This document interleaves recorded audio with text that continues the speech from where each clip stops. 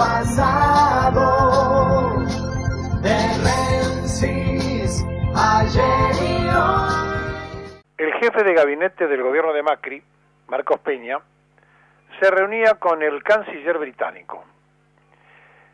Claro, esto parecería así puesto a las cosas de simple rutina, pero no es simple en una relación históricamente de dependencia británica que ha tenido la República Argentina hasta la aparición de Perón. Y es evidente que se vuelve a intentar esa búsqueda y esa relación con cosas que van a afectar decididamente a la soberanía nacional, pero que parece no estar en la carpeta de ningún legislador y en la preocupación de muy pocos. Ayer, a las 15:30 horas de Londres, Peña, acompañado por Fulvio Pompeo, que es el secretario de Asuntos Estratégicos, y el embajador argentino en Londres, Carlos Zersale. Carlos Zersale se llama, por el apellido de su madre, que también lo usa, de Cerizano, ingresaron al Foreign Office para mantener una reunión con Johnson, aquel vocero de la criminal de guerra no juzgada Margaret Thatcher, cuando trabajando de periodista en Bruselas defendía la invasión a Malvinas. El canciller inglés reiteró que su país apoya el ingreso de la Argentina en la Organización para la Cooperación y el Desarrollo Económico, OCDE. ¿Saben qué es esto? Es ingresar en una etapa más para seguir endeudándose. La Organización para la Cooperación y el Desarrollo Económico, un ente multilateral que fija normas de ética institucional y de transparencia comercial para los estados que son miembros. Argentina, ingresando al OCDE, podría obtener créditos internacionales con tasas más baratas, más blandas, y acceder a inversiones extranjeras directas con mayor facilidad. Los ingleses quieren que nosotros entremos en esa etapa porque además vienen por varias cosas en el país. En el comunicado que se difundió en la Argentina, la Presidencia de la República dijo ayer que, y esto lo voy a leer textual, somos muy entusiastas respecto de las cosas que podemos hacer juntos, se refiere a los británicos, y una oportunidad inmensa para trabajar como socios comerciales desde la Argentina y desde el Mercosur.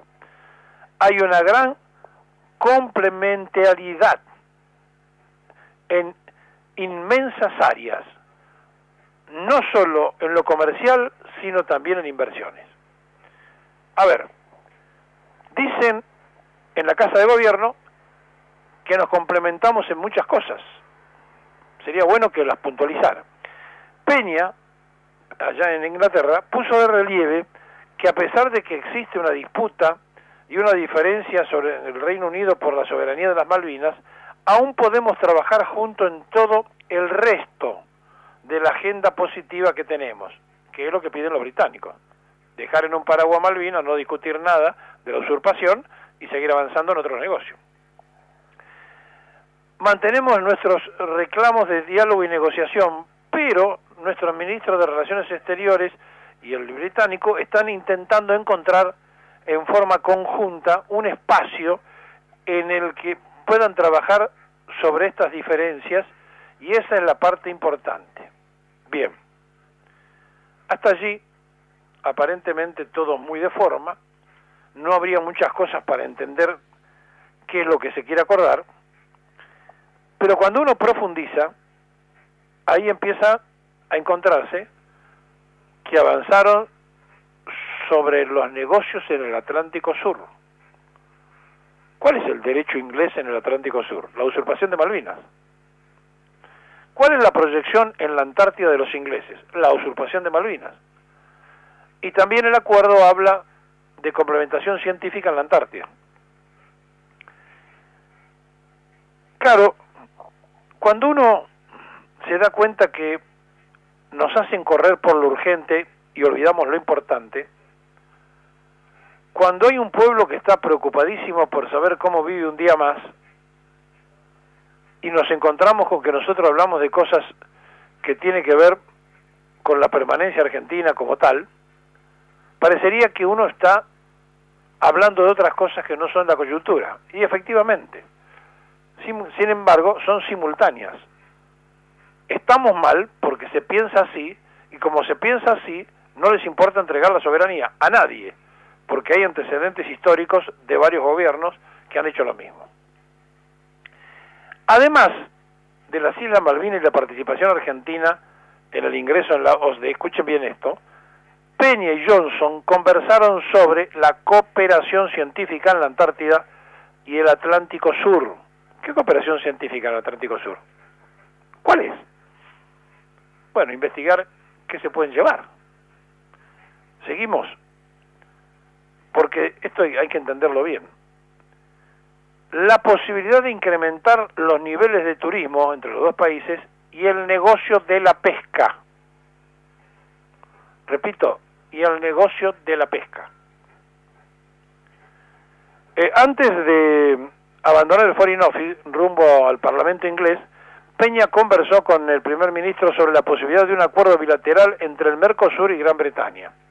En un comunicado, la presidencia difundió lo que yo le dije antes acerca de esto. Simultáneamente, porque todo esto pertenece a una trama, ocurrió un hecho que el Fondo Monetario, a través de un vocero, Alejandro Werner, director del Departamento del Hemisferio Occidental del FMI, afirmó: el personal técnico del Fondo Monetario Internacional y las autoridades argentinas han mantenido un diálogo muy constructivo y cercano en respuestas a la solicitud de las autoridades de apoyo financiero para su plan económico. Según dijo el vocero, las conversaciones están bien avanzadas, con lo que se estima que el programa podría cerrarse pronto. Y allí hay una parte que es muy interesante. Dice el funcionario que se lideran las conversaciones junto con un equipo de técnicos de la organización encabezado por Roberto Cardarelli, el italiano, que resaltó como que hemos dicho desde el principio que este será un plan impuesto por las prioridades del gobierno argentino, es decir, nos hacen quedar como que nosotros somos los que vamos a pedir y dónde vamos a hacer el recorte y demás, cuando eso no es cierto. Con un enfoque particular de la protección de los más vulnerables. O sea, Argentina le pidió que salgan a decir estas cosas porque ellos saben que justamente los que más van a ser afectados son los que menos tienen. Desde el principio, este será un plan impulsado por las prioridades del gobierno argentino, con un enfoque particular en la protección de los vulnerables y el fortalecimiento de la economía argentina a la luz del reciente turbulencia de los mercados financieros. Mentira. La turbulencia nuestra es por la locura de la timba financiera del Banco Central de poner una tasa del 40% para que la gente ponga plata en el banco. Así que esto es un piripipí para que todos digamos que hay un Fondo Monetario efectivamente bueno, como dijo Nicolás Duhovne, que parece que no es el fondo de siempre, que ahora son muy buenos. Ahora, si hay un Fondo Monetario tan bueno, sería muy interesante saber por qué se producen algunos casos en el mundo, y en estos casos que se producen en el mundo, algunos de ellos, que están vinculados directamente a este Fondo Monetario bueno, producen la caída de algunos. Por ejemplo, cae el primer ministro de Jordania por las imposiciones del Fondo Monetario Internacional. Las políticas de austeridad desataron una ola de protestas que derivaron en el derrumbe del Ejecutivo en Jordania.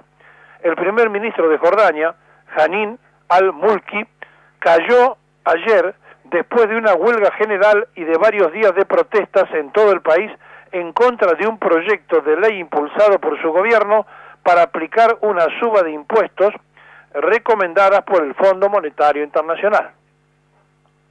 El Fondo Monetario bueno, el de ahora, el nuevo. El proyecto desató una enorme huelga general en el último miércoles y desde entonces las protestas diarias se han extendido por todo el país.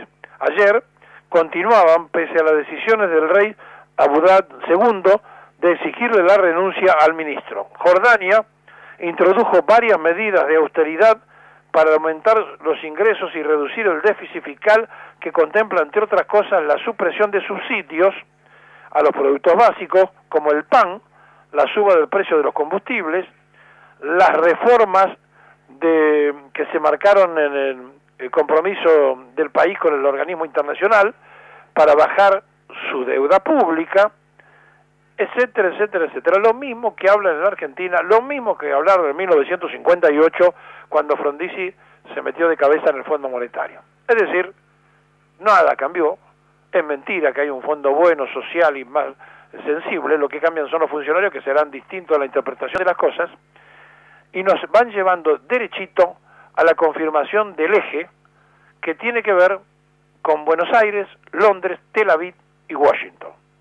Y en esa misma idea, hoy, en el Senado de la Nación, tal cual se lo anticipó este programa, en una gestación política para ver cómo devuelven la derrota que sufrieron en el Senado el otro día, Cambiemos va a producir el quórum en senadores a los efectos, tiene para sentar allí 26 personas y dar quórum, a los efectos de tratar el desafuero de Cristina Fernández de Kirchner, acusada de traición a la patria por el juez Bonadío en el caso AMIA, porque lo están pidiendo de Israel, y porque es imprescindible para Cambiemos plantear esa situación en el Parlamento para ver si consigue una revancha, y como no va a ocurrir el desafuero, entonces van a decir otra vez la grieta, todo el PJ está detrás de Cristina, etcétera, etcétera, para tratar de seguir sacando rédito con esa batalla que le dio el resultado electoral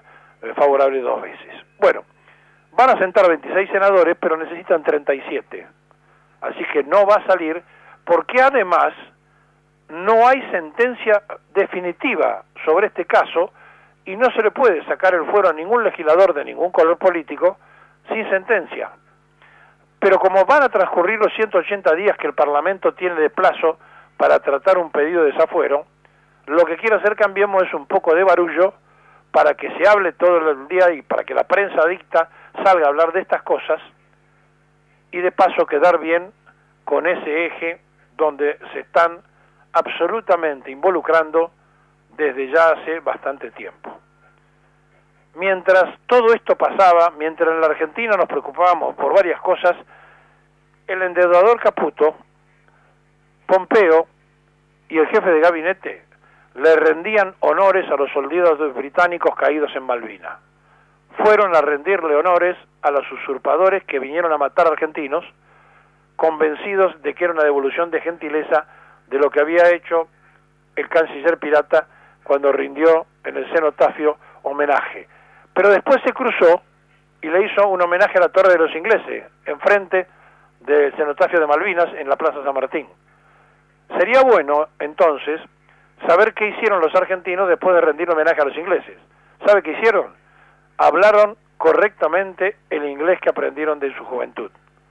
Pero no hubo ninguna otra cosa para reprocharle al invasor histórico de la Argentina, al que financió el golpe de Estado del 55, al que permitió el bombardeo de la Plaza de Mayo y al que le permitió a Churchill decir que la caída del peronismo era la segunda victoria más importante después de la Segunda Guerra Mundial. Y a un vicepresidente argentino decir que éramos la perla más codiciada de la corona inglesa. En ese camino está Macri y su gobierno.